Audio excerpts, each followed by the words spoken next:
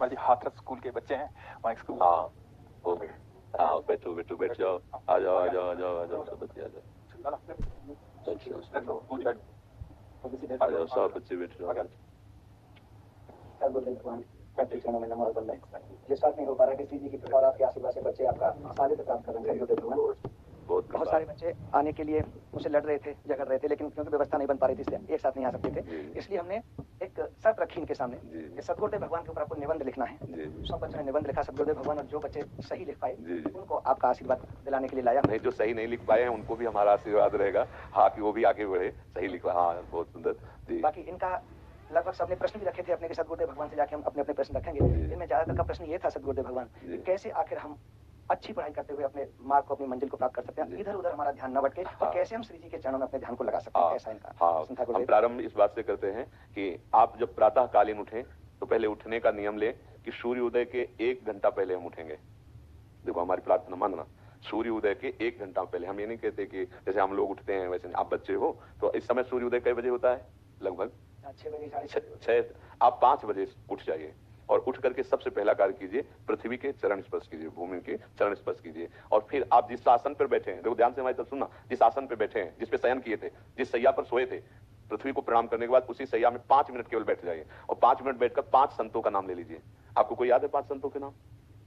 अगर ना याद हो तो याद कर लेना। किसी भी पास जितने भी संत भगवान है हमारे, जैसे आचार्य रूप में, जैसे हम लोग श्री स्वामी हरिदास जी की जय, हरिवंश महाप्रभु की जय, हरिराम व्यास जी की जय, नागरीदास जी की जय, श्री ध्रुवदास जी की जय, 5 संतों के नाम याद कर लीजिए। वो 5 संतों के नाम, ये जीवन आपका देखना कैसा उन्नतिशील होगा। हरिको निज यस्ते अधिक भक्तन यश पर प्यार ताते, ये भगवान नाम से भी बढ़कर प्रभावशाली भगवान के जो भक्तों के नाम। इसके बाद नीचे उतरिए और पहले जो अपने माता पिता, अगर वो शयन कर रहे हैं तो कोई बात नहीं है, अगर वो शयन नहीं कर रहे हैं तो पहले जाकर माथा रखकर उनको प्रणाम कीजिए उनके। तो अगर हमारी बात मानोगे तो देख लेना तुम्हारा जीवन कैसा बनेगा। इसके बाद आधा लीटर या पौन लीटर जितना आप जल पी सकते हैं, उस जल को आप हल्का सा गर्म करवाइए अपने माता पिता से, जो भी आपकी सेवा में हो, या अगर आप स्वयं कर सकते हो तो स्वयं हल्का सा।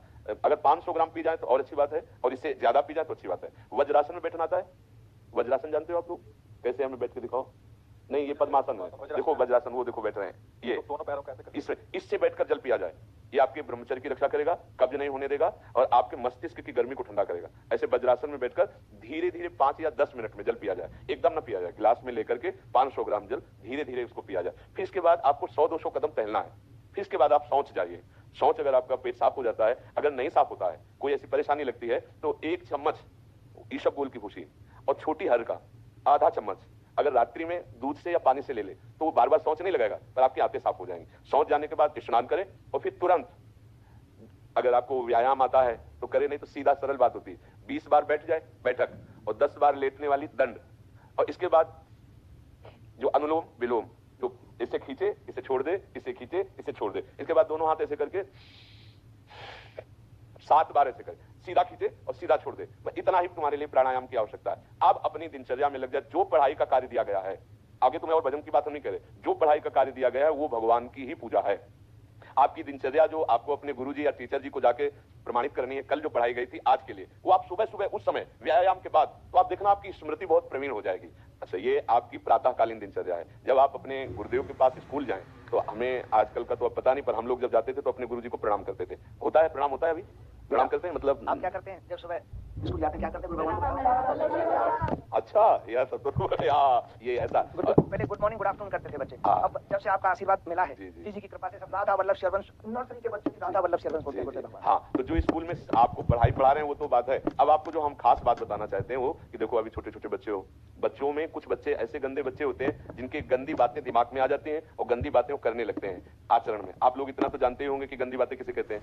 आप लोगों के पास अगर मोबाइल है तो कभी गंदी बात देखना नहीं। कोई भी बच्चा अगर गंदी बात दिखाए तो अपने टीचर से या अपने माता पिता से जाकर शिकायत करनी चाहिए। वो बहुत हानिकारक होती है। कभी कोई भी गंदी बात अपने द्वारा नहीं होनी चाहिए। अभी आप नवीन जीवन धारण किए हुए हैं, आप भगवान की प्राप्ति, देश की भक्ति और बहुत अच्छे अच्छे पदों में जा सकते हैं। देखो, जब हम लोग स्कूल में पढ़ते थे तो कोई ये थोड़ी जानता था कि ये बच्चा भी महात्मा बनेगा, कोई थोड़ी जानता था। स्कूल में जब पढ़ते थे तो थोड़ी कोई जानता था कि ये मुख्यमंत्री हमारे देश के प्रधानमंत्री बनेंगे। लेकिन इन्हीं में तो बनते हैं ना अच्छे पवित्र आचरण और पवित्र संस्कार।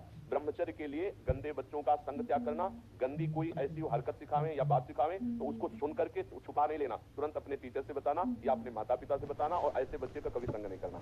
और रात्रि के सोते समय ये जो ध्यान देने वाली विशेष बात है, रात्रि के सोते समय जो भगवान का नाम से, जैसे इन लोगों ने आप लोगों को बताया राधा वल्लभ जी, तो सोते समय बस प्रार्थना करो कि हे प्रभु, आज दिन हमारा जो भी गलती हुई हो वो हमको आप प्रार्थना करते हैं कि आप हमें समझाओ क्या हमसे गलती हुई। अगर पूरी दिनचर्या में ऐसा लग रहा है हमसे कोई गलती नहीं, तो भगवान सुबह से अभी तक हम सोने जो जा रहे हैं ये पूरा समय आपको समर्पित